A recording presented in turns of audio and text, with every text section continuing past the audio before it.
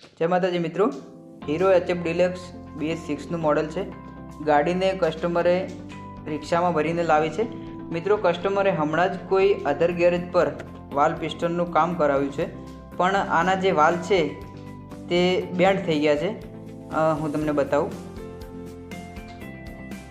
મિત્રો, વાલ નવા જ છે, તમે જોઈ શકો છો.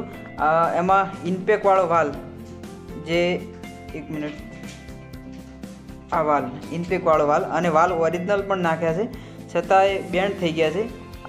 તો વાલ મેં નવા નાખી અને હેડને ફિટિંગ કરી દીધું છે, છતાં પણ હેડમાં ઓઇલ નથી આવતું. એનું કારણ કે સિલિન્ડરવાળા ભાગની અંદર બહુ બધી બોન્ડનો ઉપયોગ થયો છે, જેને કારણે હોલ બંધ થઈ ગયો છે અને હેડમાં ઓઇલ નથી આવતું. તો મિત્રો, કસ્ટમરે સેલ્સનું પણ કામ કરાવ્યું છે. તો મિત્રો, આ જે સેલ છે એ BS4 મોડલનો નાખ્યો છે અને ગાડી BS6 છે. તો મિત્રો, શું થાય છે કે સેલવાળા ભાગની અંદર આ જગ્યા ઉપર હું બતાવું છું, અંદર રેસી બોન્ડનો ઉપયોગ પણ થયો છે, મતલબ સેલ ખોલવામાં પણ આવ્યો છે. અને આ જગ્યા ઉપર એક સીલ આવે છે, જે BS6 ગાડીઓની અંદર મેગ્નેટવાળા ભાગની અંદર ઓઇલ આવવાથી એક સીલ આવે છે, જે આની અંદર BS4ના જે સેલ લગાવ્યો છે તેની અંદર નથી, જેને કારણે અંદર ઓઇલ આવે છે અને કાર્બન ખરાબ થઈ જાય છે. તો હાર્મિચરને પણ તમે જોઈ શકો છો, તો એ પણ ખરાબ થયું છે.